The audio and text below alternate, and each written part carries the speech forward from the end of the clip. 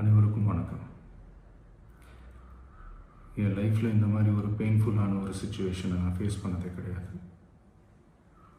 மனசு முழுக்க வலி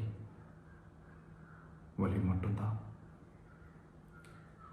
இந்த சுற்றுப்பயணத்தில் என்னென்ன மக்கள் பார்க்க வராங்க, அதுக்கு ஒரே ஒரு காரணம் தான், அவங்க என் மேலே வச்சிருக்கிற அன்பும் பாசமும். அந்த அன்புக்கும் பாசத்துக்கும் நான் எப்பவும் கடமைப்பட்டிருக்கிறேன். அதனால தான் இந்த சுற்றுப்பயணத்தில் மற்ற எல்லா விஷயங்களையும் தாண்டி மக்களுடைய சேஃப்டி, அதில் எந்த காம்ப்ரமைஸும் பண்ணிடக்கூடாதுன்றதுக்காக தான் அது என் மனசில் ரொம்ப ஆழமாக இருக்கும் அந்த எண்ணம். அதனால தான் இந்த அரசியல் காரணங்கள் எல்லாத்தையும் தவிர்த்துட்டு ஒதுக்கி வச்சுட்டு மக்களுடைய சேஃப்டி மட்டும் மைண்டில் வச்சுக்கிட்டு அதுக்கான இடங்களை சூஸ் பண்ணுறது, அதுக்கான இடங்களை பார்த்து பெர்மிஷன் கேட்குறது, போலீஸ் டிபார்ட்மெண்ட்டில் அதை ரிக்வெஸ்ட் பண்ணி கேட்போம். ஆனால் நடக்கக்கூடாதது நடந்துருச்சு. நானும் மனுஷன் தானே. அந்த நேரத்தில் அத்தனை பேர் பாதிக்கப்பட்டு இருக்கும்போது எப்படி அந்த ஊரை விட்டுட்டு என்னால் கிளம்பி வர முடியும்?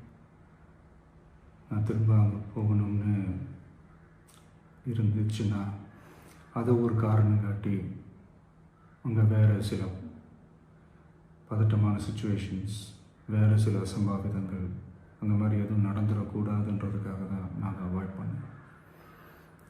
இந்த நேரத்தில் சொந்தங்களை இழந்து தவிக்கிற அத்தனை குடும்பங்களுக்கும் என்னுடைய ஆழ்ந்த இரங்கலை தெரிவிச்சுக்கிறேன். எனக்கு தெரியும், என்ன சொன்னாலும் இது ஈடேயாகாதுன்னு எனக்கு தெரியும். ஹாஸ்பிட்டலில் ட்ரீட் பண்ணிகிட்ருக்கிற எல்லாருமே சீக்கிரமாக க்யூர் ஆகி வரணுன்றதை இந்த நேரத்தில் நான் வேண்டிக்கிறேன்.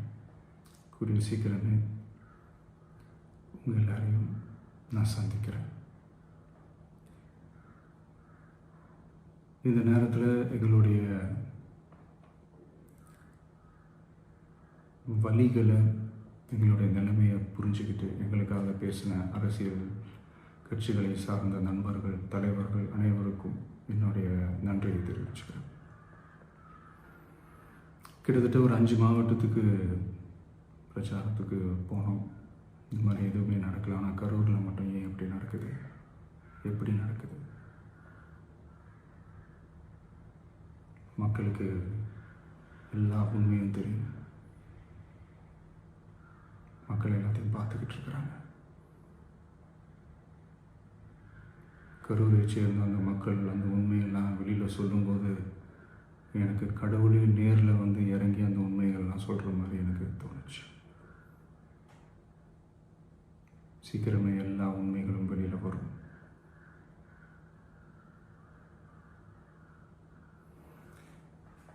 எங்களுக்கு தரப்பட்ட இடத்துல நாங்கள் போய் அந்த ஸ்பாட்டில் நின்று நாங்கள் பேசிட்டு வந்தோம். அதை தாண்டி எந்த தவறும் எங்கள் சைடில் நாங்கள் எதுவுமே செய்யலை. பட் இருந்தாலும் எங்கள் கட்சியை சேர்ந்த நிர்வாகிகள், தோழர்கள் மேலே எஃப்ஐஆர், அது மட்டும் இல்லை சோஷியல் மீடியாவை சேர்ந்த நண்பர்கள், தோழர்கள், அவங்க மேலே எஃப்ஐஆர்லாம் போட்டு இப்போ பிடிச்சிக்கிட்டு இருக்கிறாங்க.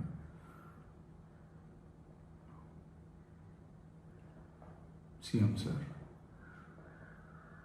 உங்களுக்கு ஏதாவது இந்த பழி வாங்கணும் அப்படின்ற எண்ணம் ஏதாவது இருந்துச்சுன்னா என்ன வேணாலும் பண்ணுங்க. அவங்க மேலே கை வைக்காதீங்க. நான் ஒன்று வீட்டில் இருப்பேன், இல்லை நான் ஆஃபீஸில் இருப்பேன். என்ன வேணாலும் செய்யுங்க. நண்பர்களே, தோழர்களே, நம்மளுடைய அரசியல் பயணம் இன்னும் ஸ்ட்ராங்காக, இன்னும் தைரியத்தோட கண்டினியூ ஆகும்.